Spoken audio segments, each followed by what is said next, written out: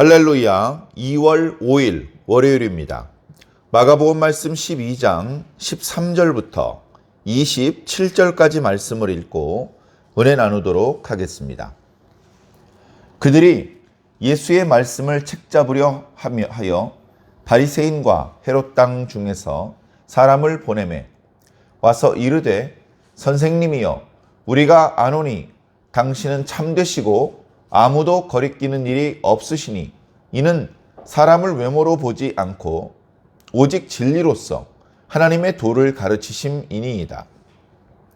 가이사에게 세금을 바치는 것이 옳으니이까 옳지 아니하니이까 우리가 바치리이까 말리이까 한데 예수께서 그 외식함을 아시고 이르시되 어찌하여 나를 시험하느냐 데나리온 하나를 가져다가 내게 보이라 하시니 가져왔거늘 예수께서 이르시되 이 형상과 이 글이 누구의 것이냐 이르되 가이사의 것이니이다. 이에 예수께서 이르시되 가이사의 것은 가이사에게 하나님의 것은 하나님께 바치라 하시니 그들이 예수께 대하여 매우 놀랍게 여기더라. 부활이 없다 하는 사두개인들이 예수께 와서 물어 이르되 선생님이여 모세가 우리에게 써 주기를 어떤 사람이 형이 자식이 없이 아내를 두고 죽으면 그 동생이 그 아내를 취하여 형을 위하여 상속자를 세울지니라 하였나이다. 7형제가 있었는데 마지가 아내를 취하였다가 상속자가 없이 죽고 둘째도 그 여자를 취하였다가 상속자가 없이 죽고 셋째도 그렇게 하여 7이 다 상속자가 없었고 최후에 여자도 죽었나이다. 7사람이 다 그를 아내로 취하였으니 부활 때 곧 그들이 살아날 때에 그 중에 누구의 아내가 되리이까? 예수께서 이르시되 너희가 성경도 하나님의 능력도 알지 못함으로 오해함이 아니냐. 사람이 죽은 자 가운데서 살아날 때에는 장가도 아니 가고 시집도 아니 가고 하늘에 있는 천사들과 같으니라. 죽은 자가 살아난다는 것을 말할진대 너희가 모세의 책 중 가시나무 떨기에 관한 글에 하나님께서 모세에게 이르시되 나는 아브라함의 하나님이요 이삭의 하나님이요 야곱의 하나님이로라 하신 말씀을 읽어보지 못하였느냐. 하나님은 죽은 자의 하나님이 아니요 산 자의 하나님이시라. 너희가 크게 오해하였도다 하시니라. 아멘.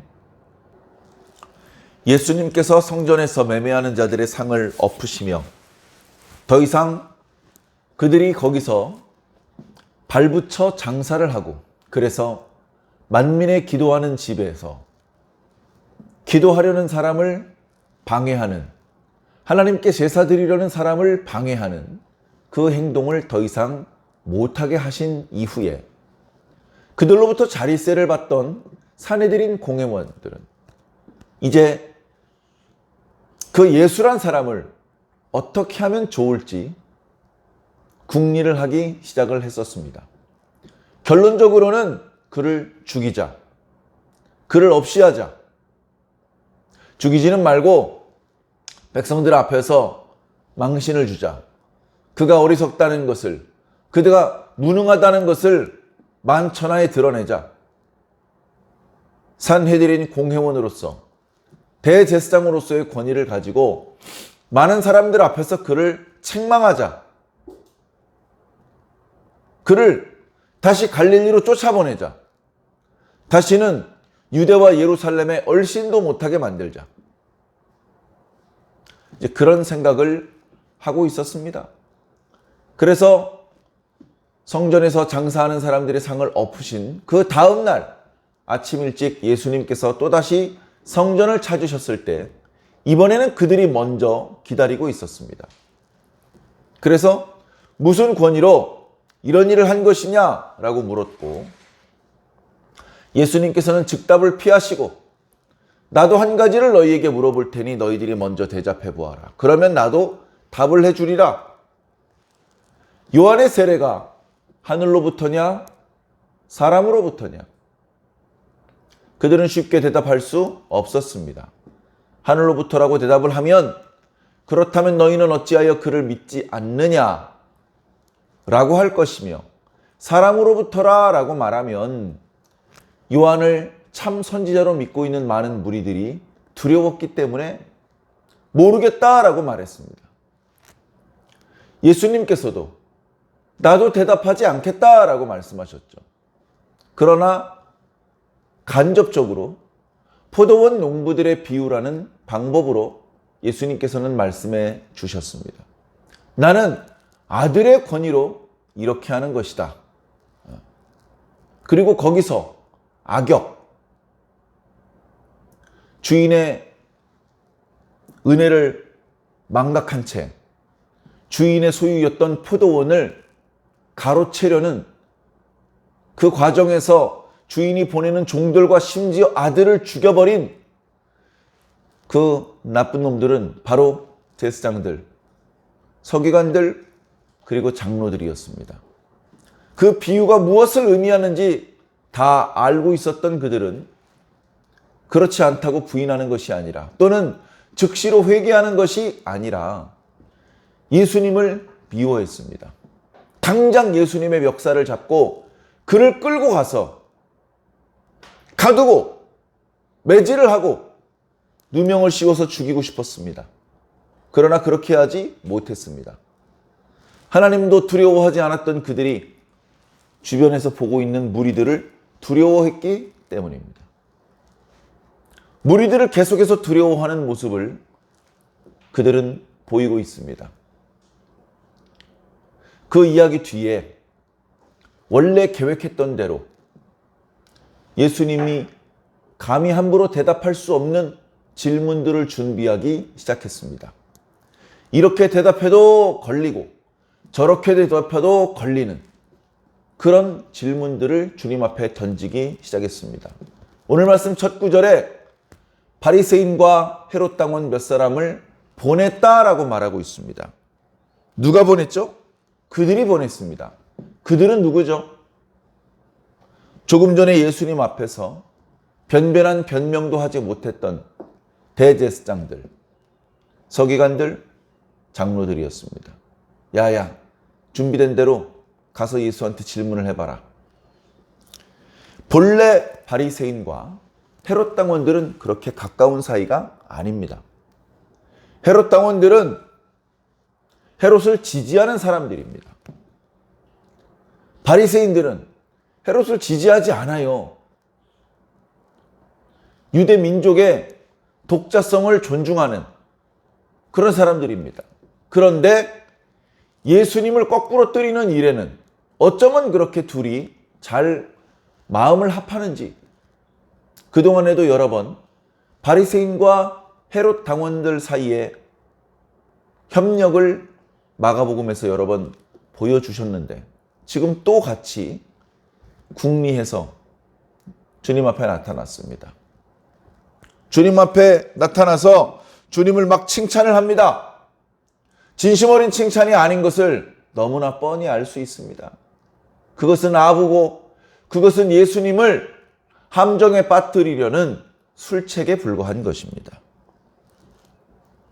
그들이 예수님께 던지려는 질문은 가이사에게 세금을 바칠 것이냐 말 것이냐 하는 것이었습니다. 세금을 바쳐야지 라고 말하면 민족주의적 성향이 강한 대중들은 예수님을 미워할 것입니다. 우리 민족의 형편을 아시면서 우리 가난한 서민들의 형편을 아시면서 어떻게 그렇게 말씀하실 수 있습니까? 그렇게 함으로 해서 예수님을 무리들과 분리시키는 것이죠. 더 이상 무리들의 지지를 받지 못하게 하는 것입니다. 더군다나 당시 세금으로 바쳤던 것은 한 사람이 1년에 한 데나리온을 바치게 되어 있었는데 그 한 데나리온에는 신성한 아우구스투스의 아우들 옥타비아누스 이름이 이제 기록이 되어 있고 그의 형상이 기록되어 있습니다. 그럼 그거 자체로 우상이고 그거 자체로 신성모독입니다. 그런 세금을 내는 것은 민족의 자존심을 포기하는 것뿐 아니라 오직 하나님만을 섬길 것이라는 그런 어떤 신앙에도 금이 가는 것입니다. 그렇기 때문에 세금을 바쳐야 된다라고 대답을 하면 민족주의적인 성향을 가진 무리들의 지지를 잃어버릴 뿐 아니라 종교적으로 잘난 체하던 예수의 그 명예에 금이 가게 할 수 있는 그런 대답입니다. 그리고 만약에 세금을 바칠 필요 없다! 그렇게 대답을 한다면 당장에 옆에 헤롯 당원들이 증인이 되어서 로마 황제에게 반역을 했다. 반역죄로 현행범으로 체포해 갈 생각이었습니다. 그러니까 이렇게 대답해도 걸리고 저렇게 대답해도 걸립니다. 특별히 그들이 예수님께 아부를 했던 이유는 예수님께서 참되시고 아무 거리끼는 일이 없고 사람을 외모로 보지 않고 오직 하나님의 도를 가르치신다라고 말한 이유는 그러니까 세금 바치지 말라고 대답해. 이런 뜻입니다. 너 그렇게 잘난 척하면서 거리낌 없이 막 사람들 가르쳤지? 오늘도 거리낌 없이 대답해. 가이사에게 세금 따위는 바칠 필요가 없다. 시원하게 대답해. 무리들이 그 대답을 원하고 있잖아. 그렇게 대답을 유도하기 위한 아부였을 뿐입니다. 예수님께서는 그들이 말한 대로 그들의 외모를 보지 않으시고 중심을 보셨습니다. 그들은 순수한 의도로 온 사람들이 아니었습니다. 주님께서 첫 마디에 이렇게 말씀하십니다. 너희들이 어찌하여 나를 시험하느냐? 너희들은 정말로 궁금해서 나한테 질문하는 것이 아니라 나를 시험에 빠뜨리기 위해서 그렇게 질문하는 것이다. 내가 그거 다 알고 있다. 여러 번 할 것 없다. 데나리온 하나를 가져와 봐라. 그랬더니 아마 옆에 헤롯 당원 중에 한 사람이 주머니에서 데나리온 동전을 하나 꺼내서 보여줬을 것입니다. 주님께서는 그 동전에 뭐라고 써져 있느냐? 어떤 형상이 새겨져 있느냐? 자세하게 읽을 필요 없죠. 가이사입니다. 누구의 글, 누구의 형상이냐? 가이사의 것입니다. 거기까지는 예수님께서 뭐 잘한 것도 잘못한 것도 없죠. 그리고 그 바리새인들과 헤롯 당원들이 아직 기대를 가지고 있습니다. 이제 곧 실수하겠구나. 이제 곧 넘어지겠구나. 함정에 빠지겠구나. 신속하게 저 사람을 체포해야지. 뭐 이런 생각을 하고 있었는지도 모릅니다. 그러나 주님께로부터는 그들이 전혀 예상할 수 없는 말씀이 쏟아져 나왔습니다. 그리고 그 말씀을 들으면서는 잡을 수가 없구나.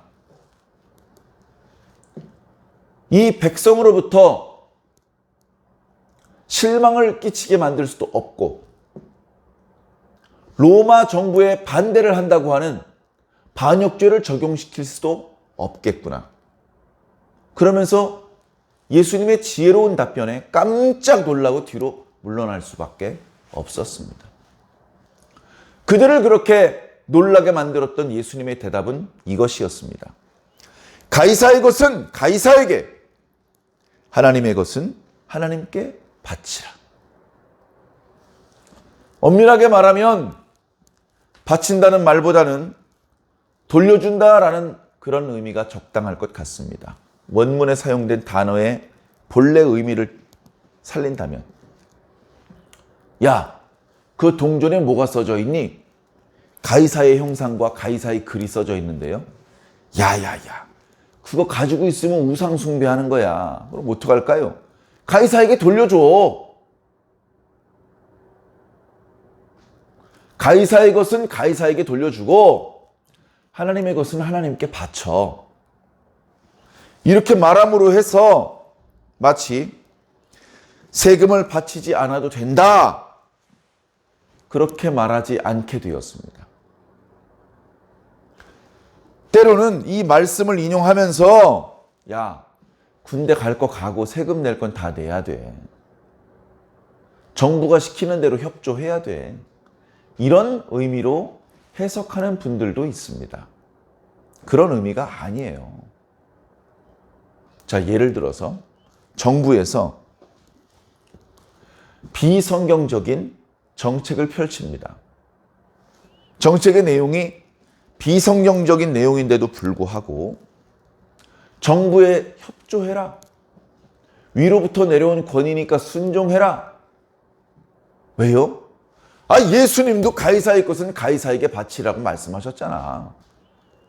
그렇게 하면서 그 불의한 정책에 찍소리 못하고 지지를 보낸다? 그럼 어떻게 되겠습니까? 그럼 신사참배해야 됩니다. 신사참배하라고 할 때 총회 임원들이 성도들에게 이렇게 얘기했죠. 이건 종교 행위가 아니라 국민 의례입니다. 하셔도 됩니다. 우상숭배의 범죄를 저지르는 것이 아닙니다. 그렇게 가르쳤어요. 그럼 주기철 목사님, 손양원 목사님 왜 돌아가셔야 됩니까? 말도 안 되는 것이죠. 정부의 정책이 성경적인 정책이 될 수 있도록 우린 그렇게 기도해야 될 책무가 있는 사람들입니다. 정부의 정책이 비성경적인 정책이 나타나면 정부를 준엄하게 책망해야 될 권위를 가지고 있어야 합니다. 그런 기능을 다하지 못한다면 교회는 썩은 것이고 죽은 것입니다. 이 말씀은 결코 무분별하게 정부를 지지하라는 뜻이 아닙니다. 지혜롭게 이 말씀의 의미를 생각하시기 부탁드립니다.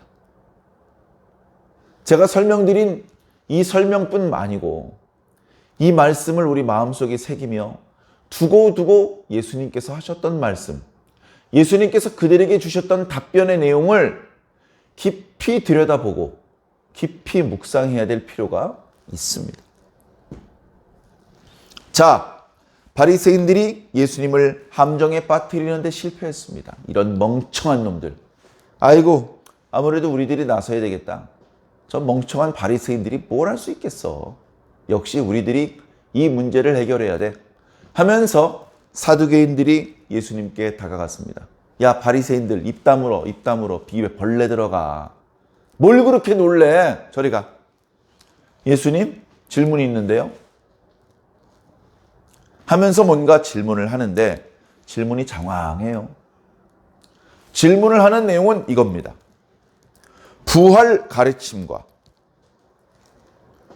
그리고 모세를 통해서 주셨던 율법의 내용은 서로 충돌한다는 것입니다. 조화롭지 못하다는 것이죠.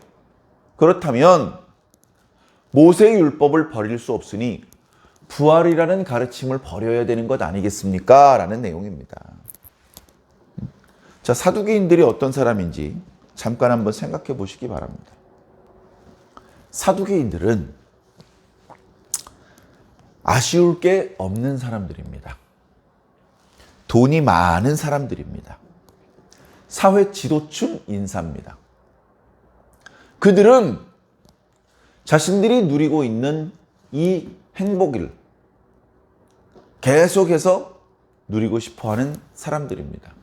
그렇기 때문에 하나님의 심판을 그렇게 원하지 않습니다. 세상이 조금 부조리한 면이 있더라도 그것 때문에 우당탕탕 하나님께서 나타나지 않으셨으면 좋겠다. 저 바리새인들이 말하는 것처럼 천사들이 내려오지 않았으면 좋겠다. 그래서 죽은 사람들이 다시 살아나는 일이 없었으면 좋겠다. 죽은 사람들이 다시 살아나서 다시 모두가 평등해지면 그럼 자신들이 지금까지 누려왔던 이 독점적인 권세와 부유함을 내놔야 되잖아요. 그거 별로 원하지 않습니다. 그렇기 때문에 그들은 천사도 없다고 주장을 하고 부활도 없다고 주장을 하고 있습니다. 그들은 구약 성경 중에서 오직 모세오경의 권위만 인정합니다. 시편 또는 선지자들의 글 인정하지 않습니다. 그러다 보니까 가끔 선지자들이 죽었던 사람을 다시 살리는 이야기가 있는데 그걸 인정하지 않는 것이죠. 우리는 모세오경만 인정해. 모세오경에는 죽었다가 살아난 사람의 이야기가 없어. 부활은 없는 거야. 이제 그렇게 생각을 하는 사람들이 되었습니다. 한때 다윗에서 솔로몬의 시대로 넘어갈 때에는 엘르에셀의 그 계보를 이은 대상, 사독, 그리고 나중에 그 사독이 유일한 대제사장으로 인정을 받아서 그때 이후로 모든 제사장들은 사독 계열의 제사장들이 되었고 그러다 보니까 그 무리들을 나중에 사두개인들이라고 부르게 되었는데 한때 신실했던 사람들이 지금은 파렴치한 사람들이 되어버렸습니다. 자신들의 권력과 재물에 대한 욕심을 채우기 위해서 하나님의 말씀도 자신들에게 유리한 부분만 인정하고 백성들에게 하나님의 뜻을 왜곡되게 가르치고 하나님의 것이 분명한 성전을 자신들의 사유화해서 관련된 모든 이권을 독점하려 하고 있었던 것입니다. 자, 그들이 예수님을 곤란하게 하는 질문은 이런 것입니다. 7 형제가 있었습니다. 첫째가 장가들었습니다. 그런데 첫째가 상속자를 낳지 못하고 죽었습니다. 그런 경우에 모세 율법대로라면 둘째가 형수님과 합방을 해서 형님의 이름으로 자녀를 낳도록 그렇게 하라고 말씀하셨습니다. 그 말씀대로 둘째가 그렇게 했는데 둘째도 형수와의 사이에서 상속자를 낳지 못하고 죽었습니다. 셋째도 그렇게 죽었고 마지막 7째도 그렇게 죽었으며 그 여자도 죽었습니다. 이런 경우에 저 바리새인들이 주장하는 대로 이 사람들이 다시 부활하게 된다면 이 여자는 누구의 아내가 되는 것입니까? 첫째입니까? 둘째입니까? 막내 7째입니까? 말도 안 되는 소리죠? 당신은 사람들에게 존경받는 랍비이니 어디 한번 답변해 보십시오. 주님께서 답변을 주셨어요. 그래도 부활은 있다. 첫째 아들의 아내가 되는 것이다. 이런 식으로 대답. 무슨 근거로? 성경 어느 구절에? 이렇게 말하면 이제 대답이 곤란해지거든요. 그동안 사두개인들이 바로 이 질문으로 수백 년 동안 바리새인들과의 논쟁에서 당당히 승리해 왔습니다. 그래서 사두개인들이 무리들의 지지를 받지는 못하지만 그러나 없어지지 않을 수 있었던 것이 바리새인들이 도저히 답할 수 없는 이런 질문들을 가지고 있었기 때문에 그렇습니다. 예수님께서는 그 질문을 들으시고 난처한 표정을 짓지 않으셨습니다. 질문을 하는 사두개인들을 한심한 표정으로 잠시 보셨습니다. 이런 멍청한 녀석들. 너희들이 성경도 모르고 하나님의 능력도 모르기 때문에 오해한 것이다. 죽은 자가 부활하는 날에는 시집가지도 않고 장가가는 것도 아니다. 죽은 자가 부활하면 하늘에 있는 천사들이나 마찬가지가 되는 것이다. 천사들이 결혼하고 천사들이 뭐 임신하고 새끼 천사 낳고 그런 이야기 들어본 적 있냐? 없다. 너희들이 크게 오해하였도다. 그렇게 말씀하셨습니다. 사두개인들이 난생 처음 듣는 대답입니다. 에? 죽은 자의 부활이 어떻게 되는 건지, 구약 성경에 몇 장 몇 절에 그런 말씀이 있는지 그런 말씀을 하지 않으셨는데 예수님께서는 막힘없이 마치 죽은 자가 부활한 이후에 어떻게 살고 있는지를 직접 목격한 사람처럼 이야기를 하기 때문에 더 이상 예수님께 따져 물을 수가 없었습니다. 뿐만 아니라 예수님께서는 출애굽기 3장 말씀을 인용하시면서 이렇게 말씀하셨습니다. 야, 죽은 자가 살아나는 얘기 하지 마. 야, 너희들 모세의 책 중에서 가시떨기 나무에 관한 글 못 읽어봤어? 거기 가시떨기에 불이 붙었었잖아. 불 가운데서 하나님의 음성이 나타났잖아. 모세가 누구신지 물어봤잖아. 그때 뭐라고 말씀하셨어? 하나님께서 나는 아브라함의 하나님이요 이삭의 하나님이요 야곱의 하나님이라고 말씀하셨잖아. 그 의미가 뭐겠니? 그 의미가 뭐겠니? 여러분, 누가 하나님을 경외할 수 있습니다? 누가 하나님께 경배를 드릴 수 있습니까? 죽은 자입니까? 살아있는 자입니까? 살아있는 자죠. 살아있는 자입니다. 그런데 하나님께서는 당신을 가리켜 아브라함의 하나님, 이삭의 하나님, 야곱의 하나님이라고 말씀하십니다. 나는 아브라함의 경배를 받고 이삭의 경배를 받고 야곱의 경배를 받고 있는 그런 하나님이다. 모세가 의아하게 생각하지 않았겠습니까? 하나님, 그 300년 전, 400년 전에 돌아가신 분들인데요. 어떻게 된 겁니까? 그들은 죽지 않았다. 그들은 살아있다. 그들은 완전히 죽은 자가 아니다. 그들의 존재는 여전히 하나님 앞에 있다. 그렇게 말씀하시는 거예요. 그 의미가. 하나님께서는 죽은 자의 하나님이 아니라 산 자의 하나님이다. 다시 말해서 부활은 있다. 부활의 가르침은 출애굽기 3장만 보아도 알 수 있듯이 있는 것이다. 모세오경의 가르침과 부활에 대한 가르침은 서로 충돌을 일으키는 것이 아니다. 너희들이 성경도 모르고 하나님의 능력도 모르기 때문에 오해한 것뿐이다.